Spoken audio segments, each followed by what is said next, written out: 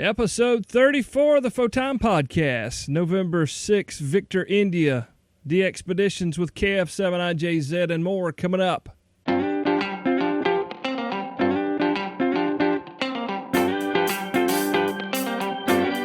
AmateurRadio15.com presents Photon, the other ham radio podcast, sponsored by Main Trading Company. Find them online at mtcradio.com. Now, here's your host, Cale Nelson, K4CDN. And it's episode 34. Welcome in. I'm Cale, and my call is Kilo 4 Charlie Delta November, K4CDN. I'm a general class licensee. I reside in upstate South Carolina. Been doing this podcast for the new guy for a little bit over a year. I guess maybe a year and a couple of months now. A year and 2 months, so that makes sense. Anyway, we're here every other week doing this show, and we appreciate you coming back every single time. Now, this may be your first time, so welcome. Let us roll out the red carpet and bring you in here, pat you on the back, and give you a donut or something. Just kidding. No, this isn't your typical ham club meeting or anything like that. This is a lot of fun. We do this every other week. We do it for the new guy. We do it for the folks who are just thinking about getting into the hobby. Even for you guys that have been around longer than I have, living and licensed, we're doing it for you as well. So this is a great podcast about the great hobby of amateur radio, and it's so big, it just takes a lot of us to get it done. Speaking of getting it done, this time, Jeremy, KF7IJZ, will be along in a couple of minutes with November 6th, Victor, India. His name is Marty, and they're going to be chatting about DX-peditions, so make sure you stick around for that.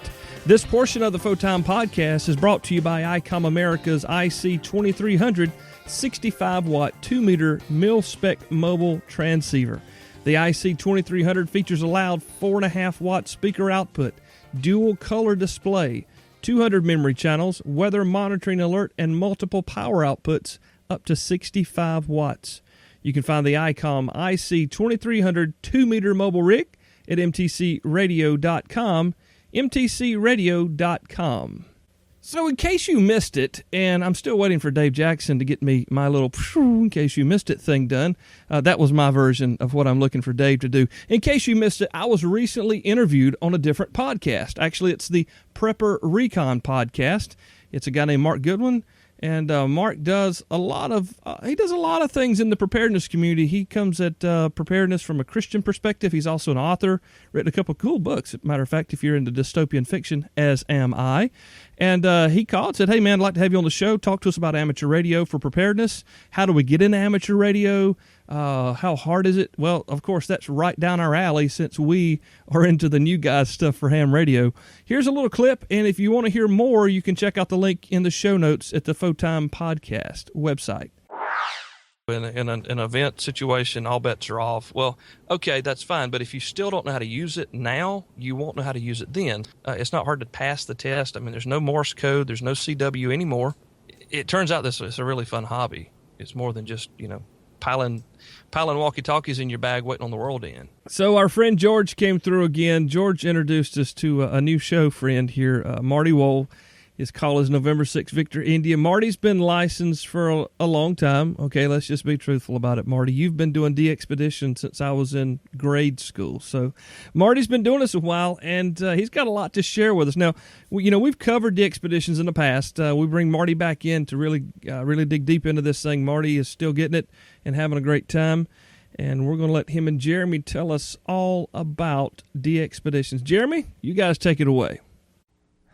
All right, thanks, Cale. Folks, we've covered DX-peditions on this show before, way back in episode 7 with Art Blank WA7NB, but it's been a while, and we've run across another wonderful guest on this topic. I'd like to introduce Marty Wohl, November 6th, Victor, India, from California, the Vice Director of the Southwestern Division of the ARRL. Marty, how are you? Just great, Jeremy. Thanks for having me on. Well, thanks for being on. So we've covered DX-peditions a little bit in the past and, talking about things like activating Midway Island. And we've also even covered them on a smaller scale, talking about activating other islands off of Florida that are kind of rare. Tell us a little bit about what type of DX-peditions do you participate in? Well, you've heard and read about some of these very large complex expeditions where you have to lease an icebreaker, and it takes a literal world of ham support to get the thing off the ground. We're not nearly that adventurous. Pretty much every place we go is fly-in on commercial airline, and we tend to concentrate on contests simply because there's so much activity, and we can get a lot of contacts in a fairly short period of time. So that's mainly what we've been doing, and this has been going on since 1980. Oh, wow. So you're kind of hinting at, do you actually have kind of an established DX-pedition group that you participate with? Yes. We actually started solo when I got an invitation from Randy KH6XX, who certainly had the biggest station in the Pacific at the time, over on the North Shore of Oahu. A friend, Neil Sulmeyer, AE6E, now W4EA, had talked to Randy about coming over and doing a single band operation, and they asked, I asked if I could possibly come and do one too. So I think Neil ran 15 or 20 meters, and I ran 10 meters. This was in the CQ Worldwide CW contest, and Randy had multiple towers and so on. So we were able to operate two different bands, each as a single operator. After that, our Southern California Contest Club got together and worked with a club in Mexico, the Baja Club, and we basically, I think it was a Tijuana Radio Club, and we basically went down to just across the border, bringing tower trailers and so on, and so that was a fun operation, another CW effort, and then I got into a group that went down to French Guiana and also to the Virgin Islands. Several members of that group went on to become the famous Voodoods, who went to West Africa every year and activated a different country, and they've got some really amazing stories, and they're really very talented operators. But the first time I went with the current group was in 1986 when we were able to go to Jordan. And from there, I have gone with that group to probably 15 countries. Wow, 15 countries over the last how many years? 22, 23 years. I think I've hit a total of 17 outside the United States. Wow, you've racked up the frequent flyer miles. Yes, indeed. Actually, I've used frequent flyer miles in some of the cases. Few of those trips were low or no cost in terms of airline. Wow. Well, let's pause on the DX-pedition a little bit more and kind of go back to tell us a little bit about how you got started in amateur radio, because I know you've been licensed now for almost 50 years. Yes, we're coming up on that in about a year and a half. I had friends in high school who were hams, and they encouraged me to give it a try. And I guess it really started back when I was in the Boy Scouts as a grade schooler. The Scouts have their what they call field days, very much like our field days, where you're out at some remote location, except these are competitions among troops and councils and so on. And you do the knot tying and all the other things, the obstacle courses, but there's also a signaling competition. And I was chosen to be the receiver in the signaling competition, which was Morse code using flags. A figure 8 dip to the right is a dit, a figure 8 dip to the left is a da. And another fellow was the sender. My dad taught me the code, even though he wasn't a practitioner himself. He took the time to teach it to me, and we used to win every year. So it was a blast doing that, and when it came time to try for my amateur license, when I was 16, I went ahead and managed to get through that. And of course, back then, whenever you started, this was in the 60s, you started as a novice and you were on only CW for a year. So I managed to hone those CW skills and get to the point where I could pass the general exam, written and the Morse code. And it went on from there. So that was the early start. The other thing that I think really got me going was very quickly I joined a club. This was an unusual club. Most of them are adults with a few kids in them. This was all kids. There were no adults in this club, called the West Valley Amateur Radio Club. No relation to the one in Arizona. This was in the San Fernando Valley area of Los Angeles, and it was a bunch of gung-ho guys. And some of them, many of them, if not most, have gone on to not only stay in ham radio but really succeed and excel in some area. You may have heard of Larry Tyree, N6TR. At the CQ Contest Hall of Fame. He was one of our operators. Bob Wilson, N6TV, kind of a guru for a lot of the contest logging and other software-related matters, and a DX-peditioner himself. He was our 45 word a minute novice in field day. We went out and did field day every year, and we picked our classes 4A, which was pretty competitive, 4 transmitters in the field. We entered that as a club 6 years. And this is, pooling our resources to go down and rent a generator for the weekend and so on. And out of those 6 years, we came in second in the country in 4A one year and first in the country the other 5. Wow. So this was a serious group of kids. And if you can imagine a bunch of high school guys on a hot June day on a mountain and no beer. We weren't there to drink. We were there to operate. That might be a rarity where you grew up in the country. So as you kind of progress through your career in amateur radio, if you will, I'm kind of guessing that you might have been or might still prefer CW, but I mean, were you strictly a CW guy? Did you do any phone work? Oh, absolutely. I was an equal opportunity ham. I did both phone and CW. I never did develop the really high speed. I got friends who can sit there and run at 50, 60 words a minute. I'm not one of those. I can hold my own at a modest speed. You get up into the 30s, fine. After that, I have to listen a couple of times before I get it. So I do a lot of phone, but I like CW. Well, let me just relate one experience. I spent a lot of time, about the stretch of 10 or 12 years, as a builder and operator and setup guy for the JPL Radio Club, W6VIO. We'd go up on an 8,000-foot mountain for field day every year. And it was a really lot of fun working with these really brilliant guys who put, landers on Mars and so on. And every year, we'd have to, climb towers and set up and so on. So I got a chance to do a lot of hardware work that enabled us to reduce the setup time. But in addition to setting up, I like to operate, and I take some of the shifts that no one wanted, like the 4 to 9 a.m. shift on 20 meters. Well, I was sitting there on 20, and conditions weren't particularly good this one year, and I was on phone and finding that almost every other contact, I either had to request a fill or give a fill because some piece of information didn't get through. And I was running, I don't know, maybe 90 contacts an hour, which seems kind of slow to me. And I finally just got exhausted, and I said, you know what, I'm going down to CW. And I went, and the signals were still dirt weak. But I didn't need any fills. I didn't have to give any fills. Everything was solid copy, and my rate went up to about 130 or 140. Wow. And I was more relaxed. So even though I'm not, inherently a CW guy, it has so many advantages when you go there. It's a different kind of operating, and I find it more precision and easier to deal with. And certainly in a DX contest, CW is great because,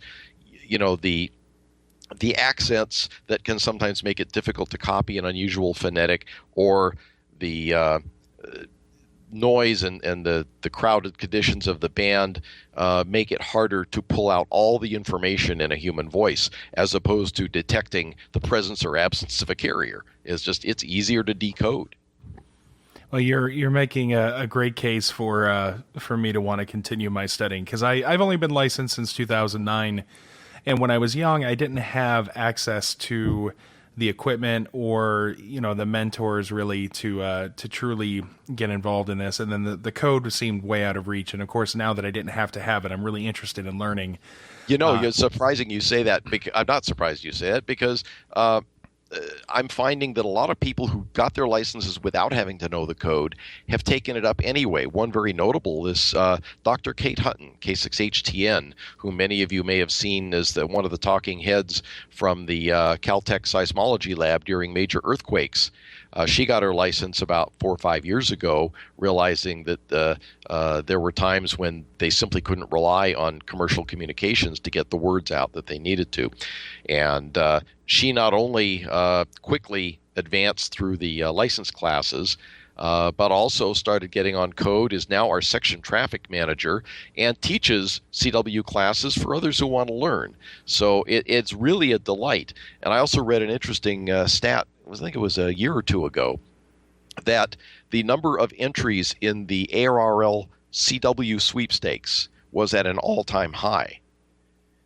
Now this is many years after the code requirement was eliminated, so go figure.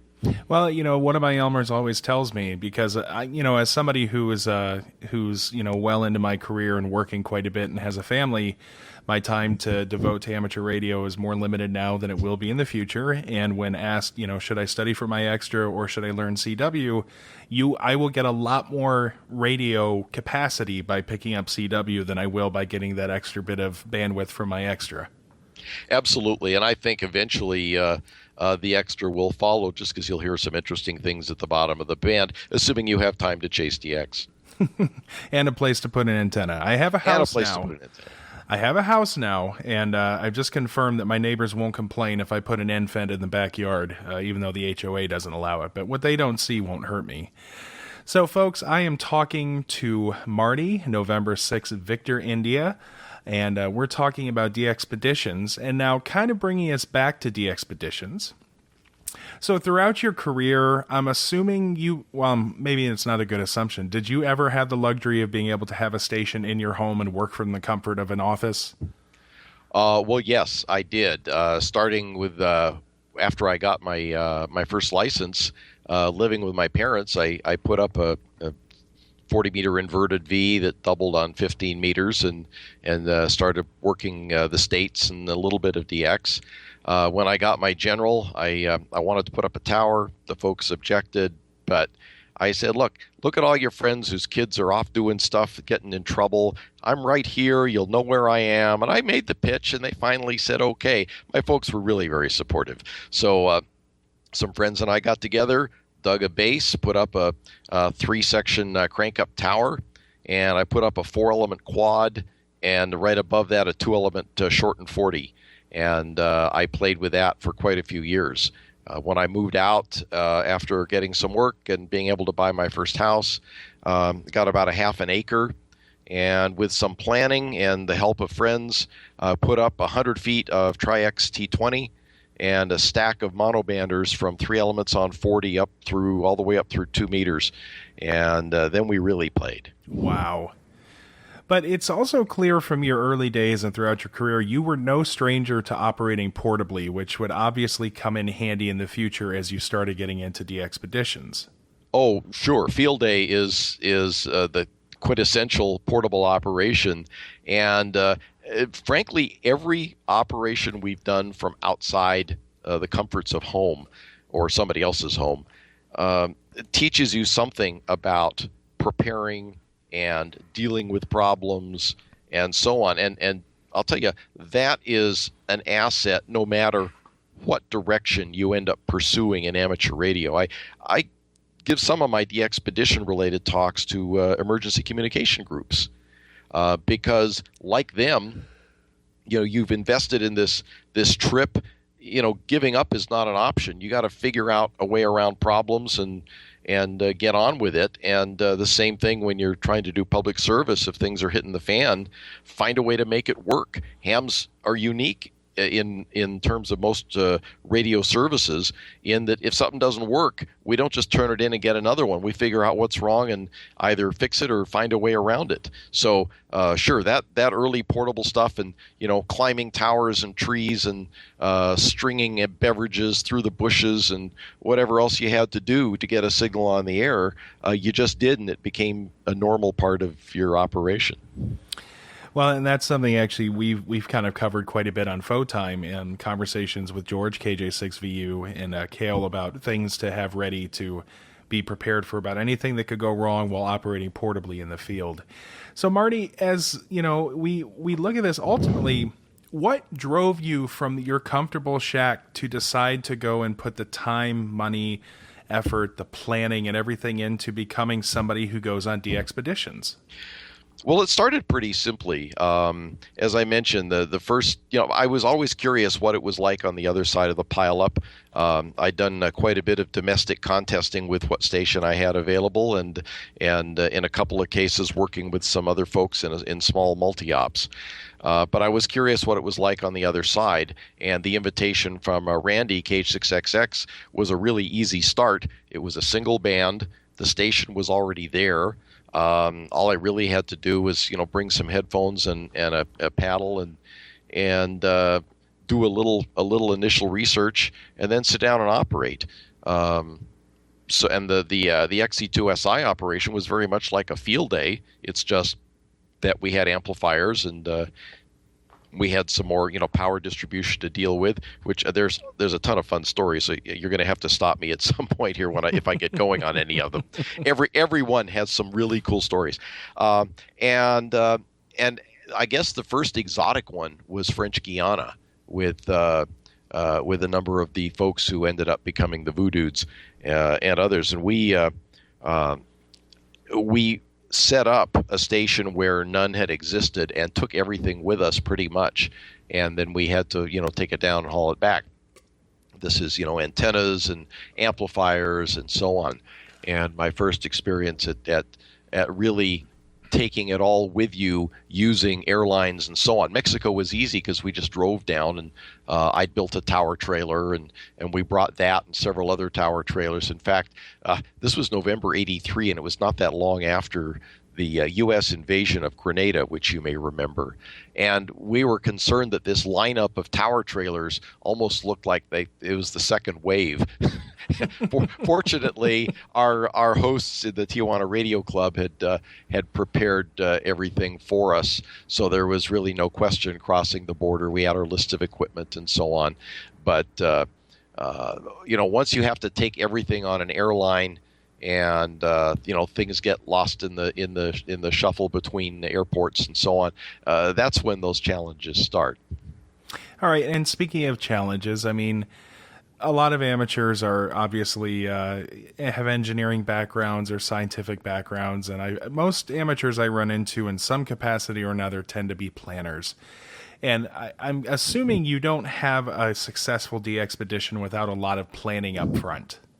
Well, that's true, and I am not an engineer, by the way. I've actually never had an electronics class, although I teach some technical courses to clubs and MCOM groups and so on. That's just what I've gathered over the years. I'm a retired CPA, and of course we had to plan, financial audits and other kinds of things. So yeah, planning and working with spreadsheets was kind of a natural thing. Preparing for the trip starts first. Most of the places we've gone, there have been local hams there, and you never want to come in and just kind of run roughshod over the local folks, not knowing what their plans are. So we would contact them either at some of the big conventions or by phone or by radio or whatever you could do. Early days we didn't have email. And you do a little recon and say, gee, is there a station we could come and operate and maybe supplement the station so that it works for a multi-op?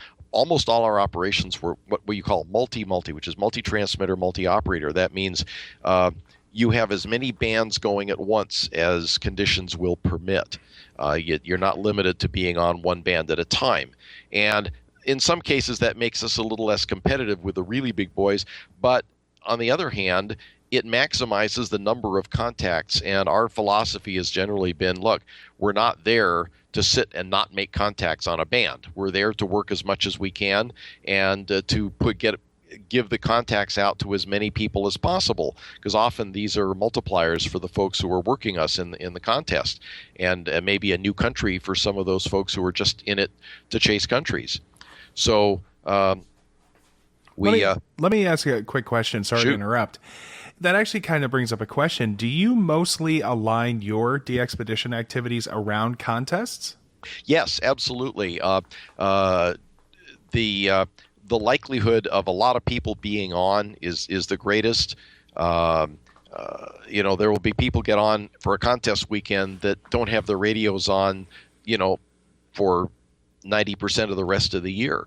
So the activity is intense, and it kind of maximizes the time we're going to spend there on the air instead of, sitting there calling CQ on an empty band, hoping somebody's going to show up and decide to work us. And remember, a lot of this was in the days before there were spotting networks, and nobody spotted you. They either tuned across you and found you, or they didn't. So the contests were really the crux of the planning effort. So that's something that's a lot different than like the Nassau Island or Midway Island, where these folks are planning to be out there for a week or two to keep these, rare locations on the air so people can yes, get very DXCC different, very, very different. Although, we will try, if conditions permit, we will be on the air before the contest starts, sometimes with our own individually issued calls and sometimes with the group call, to kind of test the systems and make sure everything's working. We have to test for interstation interference and so on, make sure the antennas are working okay, and get a feel for how things are going to stack up. And if there's time afterward, as there was, for example, in Rarotonga in the South Cook Islands, the flight there from LA went once a week, and it came back once a week, and it went on a Saturday, which meant we got there 5 days before the contest, and it left on a Sunday, which means we had to wait another week to get back home. So unless we wanted to route all the way through New Zealand. So we left several of the bands up for a while, and every morning rather, on 20 meters around an hour or two before sunrise, we'd have an opening to Europe. So we had guys getting on CW, of course, because a lot of our guys are heavy CW ops. We had a couple of ops on phone getting on 10 meters, which was pretty good. And I decided to get on RTTY during those post-contest periods, because I figured, well, there are probably not too many people have South Cook Islands on teletype. And I had my Elecraft K3 with me, and that has the capability to turn CW that I said with a paddle into Baudot, and you can read the incoming on the BVFO readout. So that enabled me to basically operate without any dedicated RTTY equipment, and just calling, spreading them out, tuning around, finding them. And in the course of a few mornings, I worked 700 or 800 stations on teletype. So to that extent, yeah, we put something on outside the contest period, but the contest was the reason we were there. Okay, so if going back, we were talking about preparing, you coordinating with somebody locally to make sure you're not stepping on anyone's toes and that you have some support when you get to your destination. What else are you planning for before you go? Well, of course, you have to make sure you have the appropriate licenses for the individual operators and for the group as a whole. We usually try, if we can, to get a shorter call for the group. Most of the time we've succeeded, a 4 or 5 character call that will be easy to get and easy to hear on the air. You have to be concerned about customs clearance for the equipment. Power sources. Most parts of the world don't use the same power plugs or sources we do. Tools and spare parts, because some of the places we go, there aren't any spare parts, and you have to be ready to do something to take care of a problem. You have to be prepared in some cases to climb. I am a climber, and I usually throw in my lightweight climbing harness and a gorilla hook so that I can get up a tower or a structure of some sort if I have to string something or move something or fix something. We look at propagation forecasts and also supplement that with local knowledge. Gee, maybe at 15 meters at midnight over here, there's going to be an opening to Europe that you might not expect. So we use forecasts like Shell Shallen's tools or some others, and we've had people run some really nice forecasts for us, like Dean Straw, who wrote a lot of the ARRL antenna book material for many years. And then more recently, we've had to deal with very restricted weight limits on the airlines. Used to be, several 70-pound suitcases a piece, and that was no problem. I'd put the amp in one case, stuff clothes in the body cavity like a Thanksgiving turkey, take the transformer out, stick it in my wife's suitcase, and then we'd all pile stuff in, and we got away with some stuff that you could never even imagine today. Going down to the Galapagos, we were operating from Guido's place, HCHGR, on San Cristobal, and his house had the 220, but there was no. It was every room was tail-ended on the next one, so everything was wired in series, and we were concerned about the voltage drop with the amp, so we said, well, we'll rewire his house for him. We'll do it all in parallel from the entrance. So, of course, we already had our equipment in there, so we had hundreds and hundreds of feet of Romex coiled up and duct taped to the outside of our suitcase. You imagine how that would fly with TSA these days. And in French Guiana, one of our antenna pieces, one of our masts, was too long to go into their luggage area. So they let us bring it on and lay it in the aisle where everybody was standing, or sitting rather. And so, again, you just couldn't get through these things today. And as weight limits go down, now it's, a 50-pound case and a carry-on, and then everything else is extra. And the more you add, the costs go up geometrically. So we have a lot of planning to do, just figuring out how to get the materials from here to there, with acknowledge there's going to be some cost, but minimize the cost on the group. I have my antenna cases that we take everything broken down into 4-foot lengths, so we use these SKB golf club cases, which are nice because as sporting equipment, they don't usually suffer the dimensional penalty that you'd have with a long, thin kind of case. And I have one packed for 69.9 pounds and another for 49.9 pounds. And I know exactly what goes in each one because I use spreadsheets to allocate all the weights. So we try and keep the weights within limit and still make sure we bring as much as we can expect to need. Wow. Folks, we're talking to Marty Wall, N6VI, and we'll be right back. Hi, everybody. It's Christine at Main Trading Company in Paris, Texas. We just want to take a moment to say thanks to all of you guys for your support throughout the years. 6 years in business now. After 4 different locations, the addition of our very own post office, ham radio, and local honey just seemed to go together. Main Trading Company, celebrating 6 years in the ham radio business. Thanks for all your support.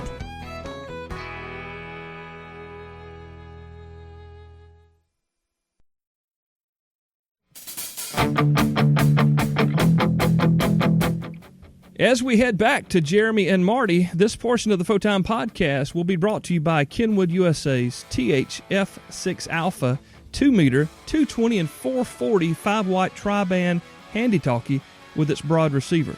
It's got 400 channels of just memory, all right? Along with multiple modes of operating, the THF6 is a great choice if you're looking for a solid-built and easy-to-use, that's the key, radio handy-talkie.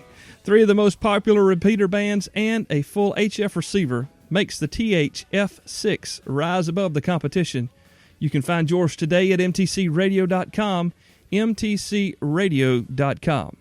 So we've kind of talked about planning, and one of the things that's kind of coming to my mind is, on average, how many people are traveling with you in your DX-pedition groups? We've had as few as 2 or 3. Plus a couple of local folks, and as many as 9 or 10. So that's about the size of the group. We base this on how many local operators will be participating, in earnest with us, as opposed to just guesting in the chair for a while. Some just want to come by and spend a few minutes on the air to play with the station we set up. Others want to be there full bore. But we also look at the number of bands we're operating, usually all of them 160 through 10, and the amount of coverage we expect to need based on the propagation conditions. Okay, and for the most part, the locations you're going to, we kind of talked about power earlier. Are you doing the type of work like some other DX-peditions, like when you get there, you have to climb a cliff in order to get to your operating position, and you have to bring in hundreds of gallons of fuel in generators? Or for the most part, are you operating from places that have the majority of the power and other facilities that you guys would need? in virtually every case, we're operating from a place that has the power. We don't climb cliffs. I climb towers, but not cliffs. I enjoy the view from a tower, but I don't want to reconstruct the Robert De Niro climbing up the waterfall. so not quite that adventurous. The power is there. The one thing that we've run into on occasion is the consistency of the power. In the Galapagos, for example, the normal routine was because everything was run off fuel-driven generators there for power. The generators were on, the power was on every day, and they shut it off late in the evening until the next morning. Well, this certainly wouldn't do for a 48-hour contest. So we got together and approached the local power company and said, what would it take to keep the power on all weekend? And they said, well, it's extra fuel. And he said, how much? And he gave us a number, and so we kind of ponied up and we paid for the extra fuel to keep the power on. Now, in instances like that, when you're working in other countries, have you by and large met a lot of positive reception, or have you ever run into instances where there's been a lot of challenges to get going, to get there, to get set up and to operate? Well, yes and yes. As far as a positive reception, virtually always. Occasionally, we have to talk or argue our way through a customs fellow in the Gambia. We had a guy who thought our coax was so valuable that we should be paying several $100s of duty for it. And he said, well, your alternative is to leave it here. And I said, well, we can't leave it here because even though we're bringing it back out, we need it for the operation. And fortunately, one of our members, N6VI in the now Silent Key, another of the many CQ Hall of Fame members we've operated with, had thought to send around a scan of the permission letter he had gotten for our license, in which the Minister of Post and Telegraph said, and you should have no problem with customs. So I had printed that and brought it with me, and I whipped it out. The guy goes back in the back room, comes back muttering and grumbling, realizing he wasn't going to get a payday today, and let us through with it. But so I mean that sort of challenge getting there is one thing, but the reception in terms of the official folks, the ministries have been great. The local hams, and whoever was hosting us, some of the local visitors, even the non-hams, just absolutely delightful, and that's been really wonderful. Now the challenges have come more from the, I guess, from the logistical side. Once you're there, we've had issues with structures not being the way they thought they'd be, obstacles to routing coax from one place to another, but probably no place takes the cake for obstacles like Charlie 5 Zulu back in 2003. This is the Gambia in West Africa. Getting the license was no problem, but there were no indigenous hams in the country. Which means nobody to borrow anything from, nobody to help, clue us in or set things up. Fortunately, Henrik SM0JHF, whose pictures you may have seen gracing the cover of CQ and other publications, he's a great photographer, was there caretaking an old AM broadcast station, an old former pirate station, and so we were able to access and utilize that with the permission of the owners and Henrik's being there. But we had power surges that took out most of our power supplies. We had a storm that washed our antennas into the ocean 6 hours before the contest.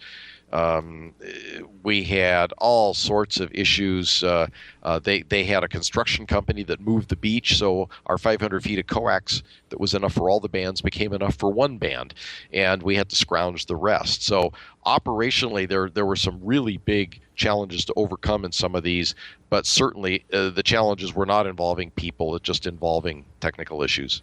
Since you're kind of talking about challenges, I love most interesting questions. So in your history of all your DX-peditions, what is the most interesting problem that you have run into with the most creative solution?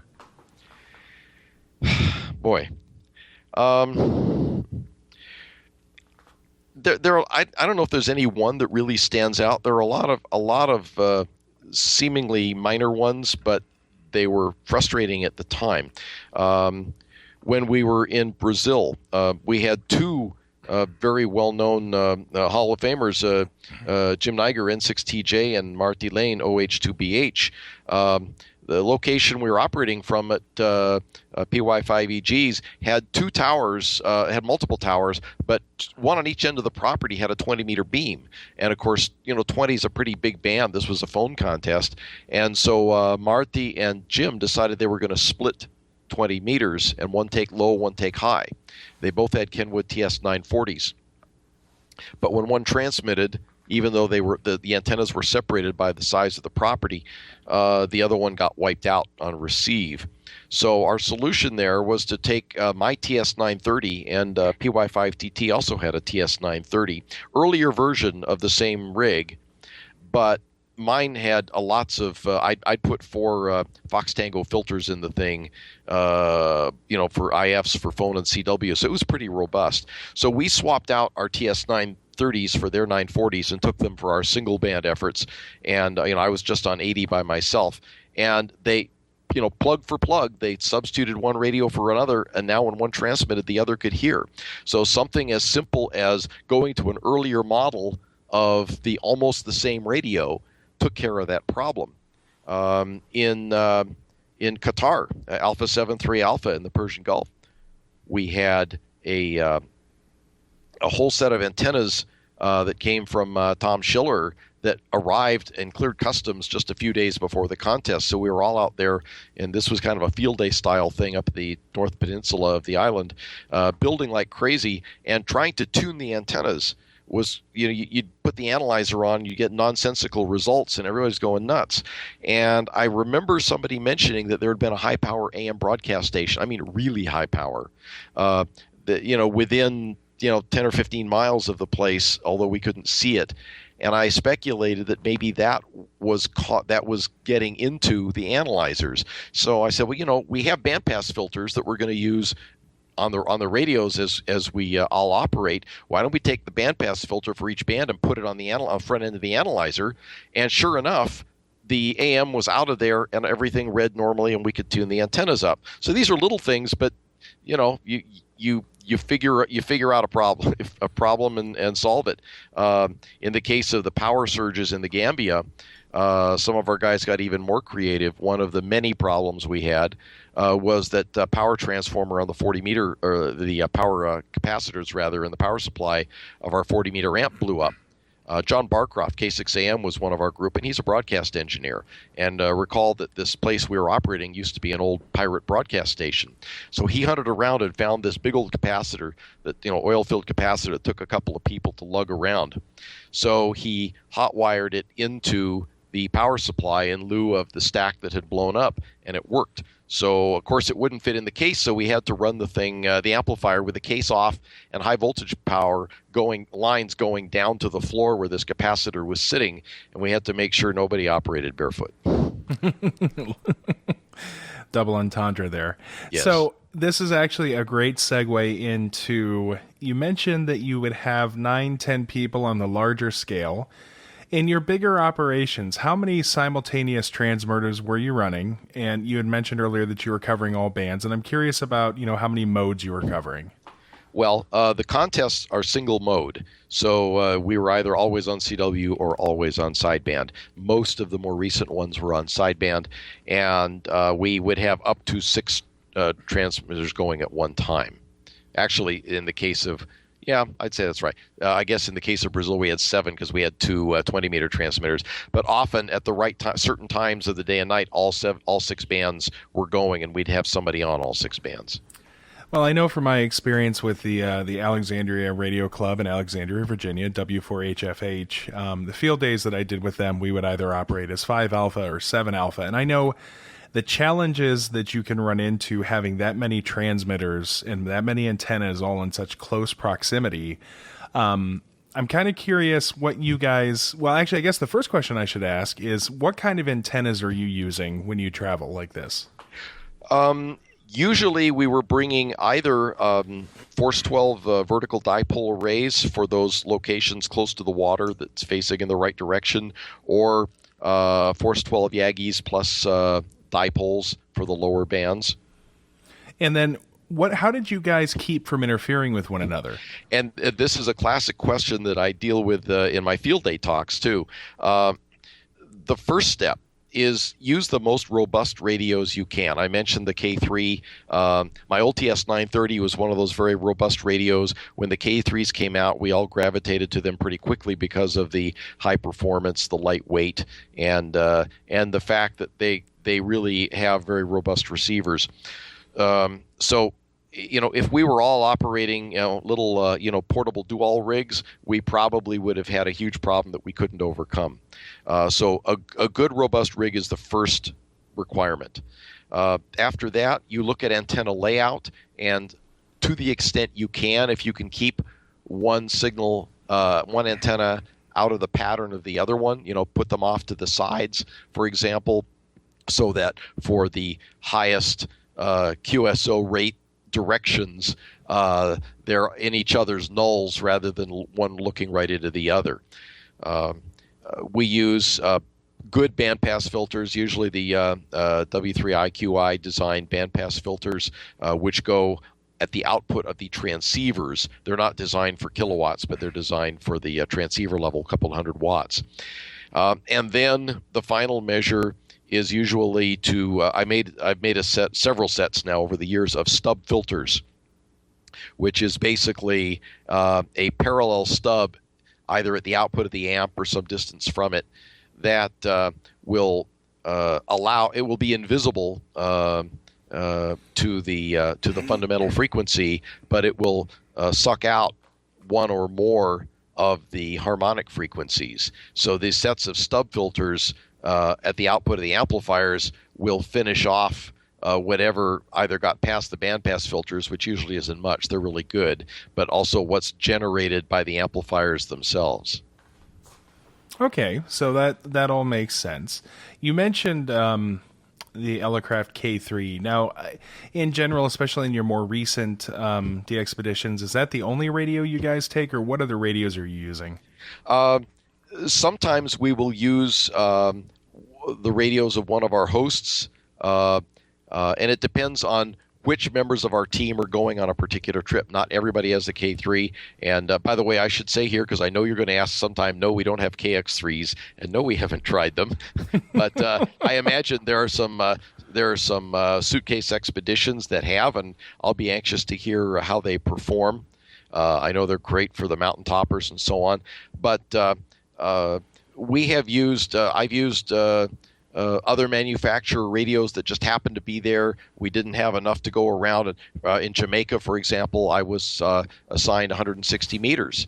And the more robust radios went to some of the other bands. And I had a small Japanese manufacturer radio that was not really designed for this kind of service, but it was quite adequate for for general purposes. And but I had a problem with RF feedback on the thing, so I ended up going to the kitchen, getting a roll of aluminum foil, wrapping it around the mic cord connection, and running it all the way up to the headphones. I looked a sight, but it cured the problem. And I managed, I think I was probably 800 or 900, almost 1,000 contacts on 160. Of course, from Jamaica, that's easier to do. But for the most part, we use the Elecrafts that we bring along. Some places, such as in Qatar, we could not get permission to bring the radios in. So we used the radio. I think they had FT2000s. So the club there had already arranged for radios, and so we used those. So Cale, I just want you to know that you're not the only person who doesn't have a KX3. That's a long-standing thing. Almost everybody that comes through has a KX3 and loves it, myself included. I do have to ask, are you going to be upgrading to the new K3S? What I may do is get the board and go in and replace the oscillator board, which should give me pretty much that functionality. I'm not one to go out and buy a new radio every year, just like I don't go out and buy a new car every year. I usually put anywhere from 180 to 250,000 miles on my cars, and my wife asserts that I have never sold a radio once I bought it. That's really not true. But I'd have to work a little bit to prove it. So I still have, next to my K3, I still have my TS930, and when I sent the K3 in for some front panel work that I really didn't feel comfortable doing on my own, and it happened to be, I think, CW sweepstakes or something, so I fired up the old 930 and remembered how great it worked and had a blast with that. So you use what's available. If it's a matter of being on 5 bands and not using a non-contest radio, or being on 6 bands and having that radio in service, you put it in service and you do what you can, recognizing that it may not be as tolerant of those other signals out there as some other radios might be. So we've kind of covered the gamut as far as the things you do to prepare, some of the challenges you run into, and then also your style of operating. What is the absolute worst DX-pedition that you've been on? I'm not sure there was a worst. I mean, again, you get some satisfaction from overcoming the challenges, and in fact, in that Gambia case, not only did we overcome all these physical challenges and so on, but we actually came out number 1 in the world. I mean, that is a very satisfying thing. I guess the one that there was one to the Virgin Islands. Where in the afternoon, as the contest was getting started, my wife got in a serious car accident in the rainstorm, and we had to bail out. So that certainly was the worst. But no fault of the hosts or no fault of the location, other than the weather that meant she couldn't see the truck coming. So what do you have in store in the near future? What's your next DX-pedition? Are you planning anything right now? Right now, no. I've actually, the last one was a couple of years ago, and various circumstances have combined to keep me at home for the last couple of years. Last year, that actually worked out okay, because with the ARRL Centennial going on, I really wanted to hand out as many contacts as possible. I think I gave out a couple of million points in the Centennial. Because as vice director, we were assigned a high point value, so I operated from home and gave a lot of those contacts out. These things usually aren't planned all that far in advance. Our team leader is Dick Norton, N6VI, another CQ Contest Hall of Famer, and happens to be the director for ARRL Southwestern Division here. So he and I work closely together on that, and he makes contacts at Dayton and Visalia and other hams. He knows he's I think the only living person who's operated from all 40 of the CQ zones, and in the CQ contests. So he knows people all over the world, and we'll try to find something. Nothing's really popping up this time, so we'll keep looking. Now, as the sunspots decline, some of the opportunities that were attractive, that are very far removed from other parts, the high population density areas, were attractive when 10 and 15 were open most of the time.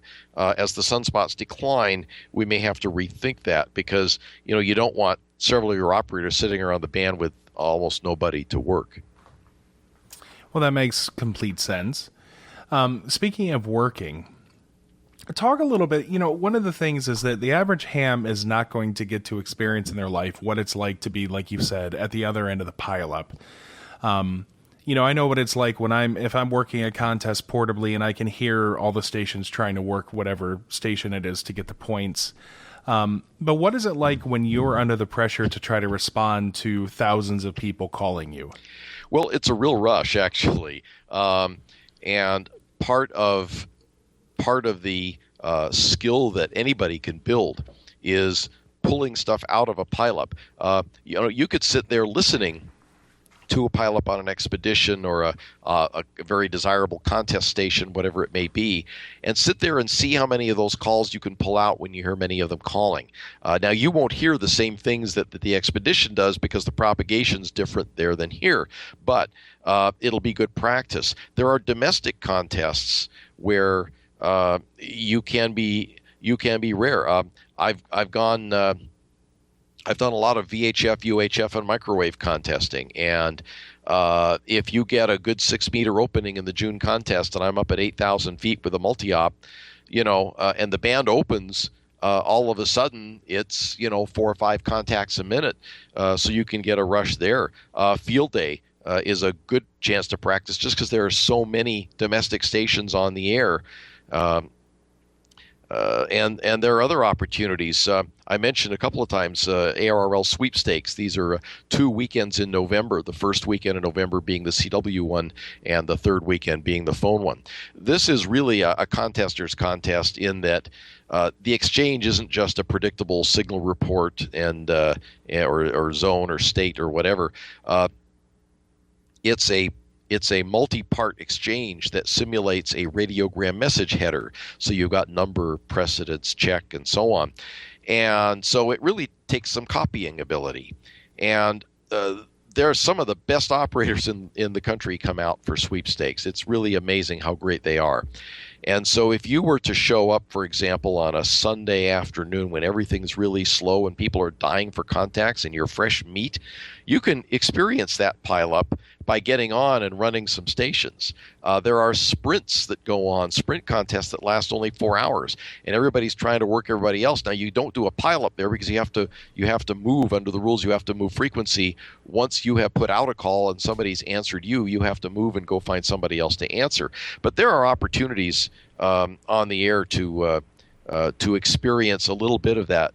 But ultimately, if you're sitting there with a big pileup, part of the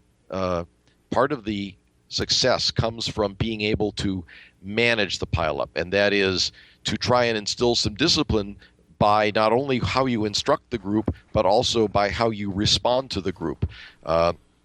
If you're listening for 7s and you get a call from a persistent 4, you ignore them until you come around to the 4s. You'll hear the experienced DX-peditioners doing this. They have to sort out pileups that are often a lot bigger than what we deal with in the contests. And so, instilling some kind of discipline is great, and that depends on where you're trying to work at as to how successful it is. The JAs are well known for being some of the most polite and orderly operators on the air. And when we were in the Gambia, although I was on 160, I did spell Dick N6VI on 20 meters for a couple of hours and caught a JA opening. So I pulled out my college Japanese and ran the pileup in Japanese, and I just started with zeros, worked my way down. The number I took was based on the number of callers, and so nobody had to wait too long. We went around like this for a couple of hours until basically we'd literally work them all, and there was nobody left calling. So that pileup management is a good skill, and by the way, this is another of those things that can translate to other areas of amateur radio, disaster communications and formal nets and so on. Instilling that discipline and then following it in a friendly way, but making sure that you don't lose control of the pile is very important. You actually just sparked another question in my head. It's something that, we don't talk about very much, but when you're sitting down to operate one of these contests and you've gone through all this expense and time and effort to be in these places, and like you said, you're there to operate. What is the strategy for being able to sit down at a radio for 6+ hours, either working CW or doing phone? I mean, are you relying on keyers to do the work for you or relying on voice recorders? How do you do that? I use them some. Certainly on CW, you'll use some, often you'll use the functions, but a lot of these contests we were doing before there was computer logging, so it was a multifunction memory keyer and your paddle and pencil and paper, and that's how we did it. On voice, the K3 has this nice digital voice recorder. I will use that, particularly if I'm on a fringe band. By that I mean a band that for an extended period of time may have some contacts in it but is not wide open, which means repetitive CQs. I will set the repeat function to maybe every 3 seconds, put out calls and sit there listening for contacts, and then periodically tune the band to see if there's somebody else that I may have missed. But when the band's busy on phone, I almost never use the voice keyer because it's as fast to say, thanks Charlie 5 Zulu, as it is to go and find a button to push. And so, crisp operating can be just as easy as pushing buttons. You try not to yell into the microphone. I mean, contrary to some popular opinion, yelling does not make you louder on the other end. It may make you more distorted, but it doesn't make you louder. So you try and save your voice. You try and relax your muscles. You don't eat big, heavy meals. And you say, sitting there for 6 hours, oftentimes I was on 80 both in Qatar and in Honduras. And I went from, when the contest started and it was dark or getting dark, through the next morning. So you're there for, 10 hours or so in a stretch. And the excitement of keeping things going and seeing the rate meter pile up is enough. It's enough to keep you going. Physically, your voice can get a little more worn out on phone. So, of course, you try and relax again and not overdo the yelling. You try and use efficient phonetics. You say fi instead of 5. You say nigh instead of 9, and keep your tongue from getting tired. Well, that's interesting, because that's one of the things I know from field day before. When I've had some pretty good field days where it's been pretty high contact rates on voice, and your throat starts to go out, your mouth gets dry. Actually, even doing this interview the entire time, like I have to keep drinking water or things just continually dry out. I couldn't imagine sitting there with that amount of pressure, because even stopping to take a restroom break, your rates are going down. Sure, but you mentioned water. Yeah, you do need to stay hydrated, but don't overdo it. Otherwise, you'll be taking a lot of those other breaks. But stay hydrated again. Go easy on the food, and try to maintain as comfortable a temperature as you can. Some places that's a real challenge. Some of our places have been in the tropics with no air conditioning. But again, if you pace yourself, and if you have somebody else ready to go to take over, and usually there's we try and set it up so somebody can take over if necessary, if somebody needs an extended break.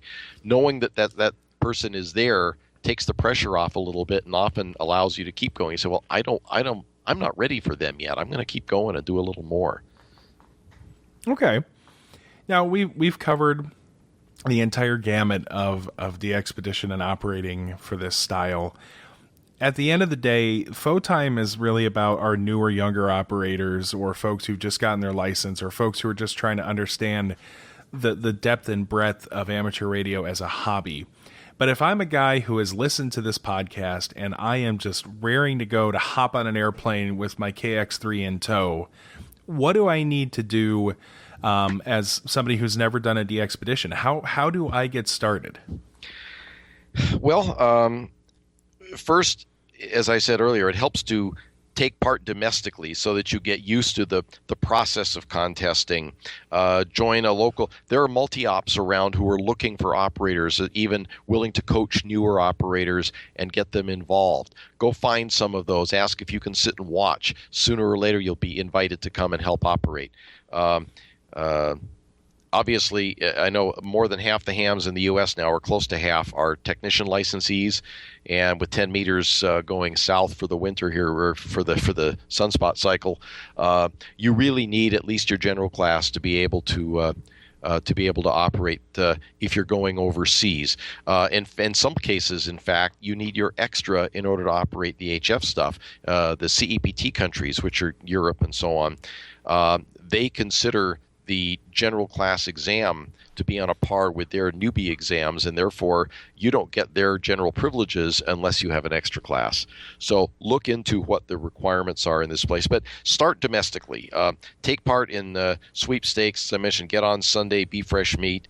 The more contesting you do, the more little skills and tricks you'll build and pick up. Use conventions and contacts on the air to find an available station that you can operate from.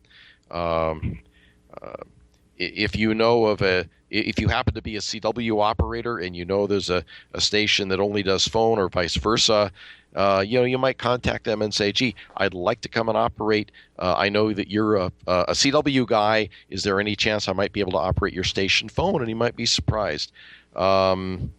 You may find if you're starting out, a single band operation is easier. Usually it means you don't have to be up the bulk of 48 hours, and you only have one band to worry about in terms of equipment and filtering and antennas. So those could all make it a little easier. Find a group that's already going somewhere. Ask if you can come along and help. You can be a mule, the extra luggage, and you may find you can spell somebody for a while. So there's a variety of ways to do that. Okay, and are there any good resources online that I should check out if I want to kind of stay closer to DX-peditions that are organizing, or people talking about possibly forming one? Well, there's obviously there's some talk on some of the contest reflectors, but there's one in particular. If you want to stand by a second, let me see if I can bring it up. It's called Announced Operations.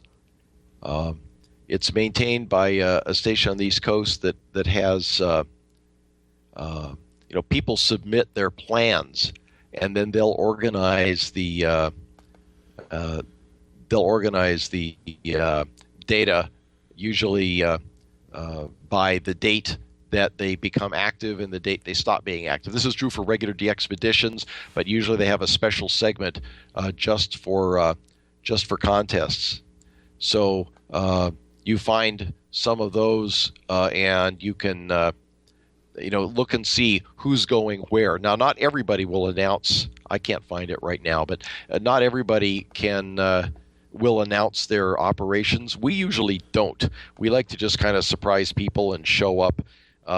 But a lot of people will announce they're going and who the operators are and who's the QSL route and so on. So by getting all that ahead of time, watch the ARRL DX bulletins and many of the other online and published DX bulletins, because usually if there's an operation that spans a contest period, that'll show up in there.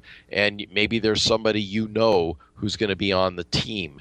One of my good friends here and section manager, N6VI, had never been out of the country and had a friend in Honduras and went down there to operate, loved it, and did very well in the ARRL DX contest.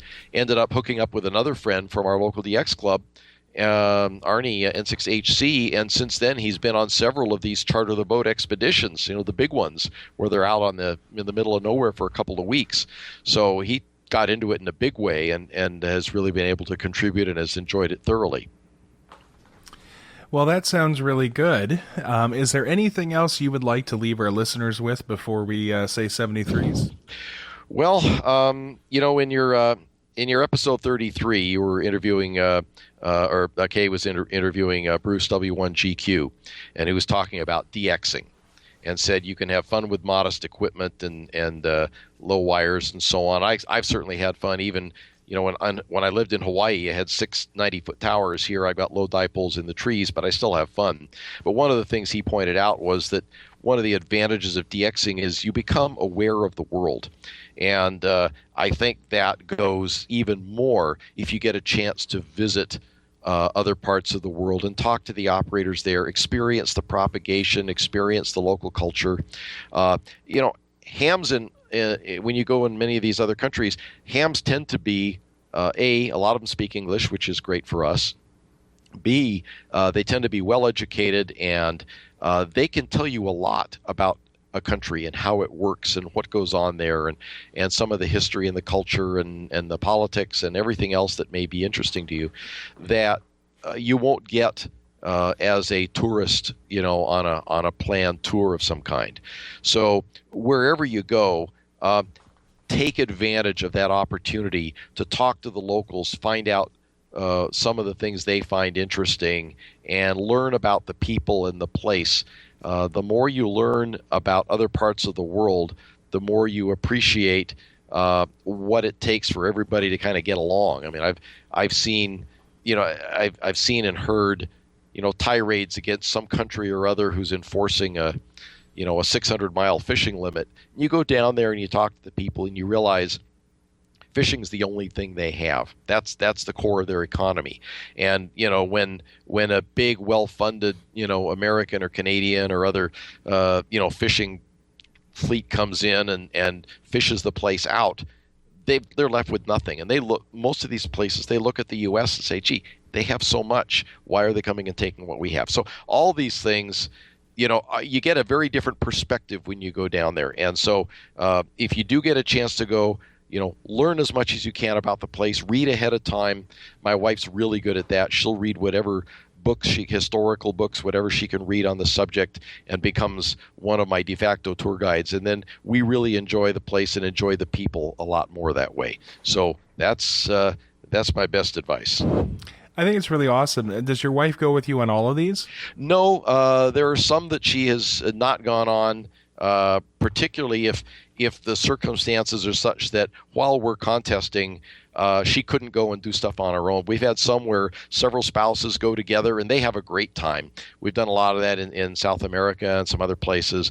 She is licensed, but she's a tech, so she does some 6-meter operating, and she doesn't mind to pile up there. But and she's done some VHF and microwave with me, but she's not an HFer, so. She's there. She'll help build antennas and carry them out to the beach or whatever else needs doing. But once the contest starts, any spouses that come along are on their own, so they have to go find something fun to do. Well, Marty, I want to thank you so very much for taking time out of your schedule to spend with us. Well, Jeremy, this has been a blast. I really appreciate it, and I hope we've gotten some of the listeners excited about this possibility, and focus on keep getting experience. The one thing I try and tell people is, a radio and a license does not make you a radio operator, just like it doesn't make you a good emergency communicator. It's getting on the air, experiencing different things, practicing, trying, fixing, solving problems, building your radio's chops. And that only comes with experience. So the more you get on the air, the more fun you're going to have, the more different experiences you'll be able to pull from. So I hope some of you are inspired to do that. All right, folks, we've been talking to Marty Wall, November 6th, Victor, India, again about DX-peditions and everything that goes along with that and how you can get involved. Marty, thanks so much. Thank you very much, Jeremy. It's been a pleasure. Marty Wall, November 6th, Victor, India with KF7IJZ. My buddy Jeremy. Guys, thank you so much for making episode 34 awesome. And that's right, we're the Photime Podcast. Find us online, photimepodcast.com. And there'll be show notes there listing all that Jeremy and Marty chatted about. And there's some other things here. There's a Patreon link. If you'd like to join with partnering with the show, you can click on that. Make sure you check out our new Friends of Photime Podcast Facebook group page. Wow, that's a mouthful. How about our new group page on Facebook called Friends of the Photime Podcast? Either way, come check it out. There's a lot of conversation going on in there. We appreciate you guys getting connected. Hey, it's not just Facebook. It's also Google+. It's Twitter. It's email. You can comment on the page right there at the top or the comment tabs. We're everywhere, and we're wanting to connect with you wherever you are in the amateur radio hobby. We appreciate you giving us this time. We hope that we've entertained you and educated you as well. And we sincerely hope that you'll be back the next time we do a show in about 2 weeks. So, you get bored. We've got 35 other shows to listen to. So go check them out as well. We appreciate you guys coming in. If you like this show and you want to leave a comment on the iTunes or wherever you're listening to the program, that'd be great. Review the program. We'd love to hear back from you. It's always awesome to get feedback, good and bad. and get some direction on where you're wanting to go with the program. All right, I'm going to roll out of here, but guys, thank you again for being a part of the Photime Podcast. We'll catch you next time. 73, y'all. God bless. Thanks for downloading, listening, and subscribing to AmateurRadio15.com presents Photime, the other ham radio podcast. You can find our past episodes, web links, and more at AmateurRadio15.com. That's AmateurRadio15.com. Follow us on Twitter at Photime Podcast, and remember to visit our show sponsor, Main Trading Company, at mtcradio.com. Till next time, 73s.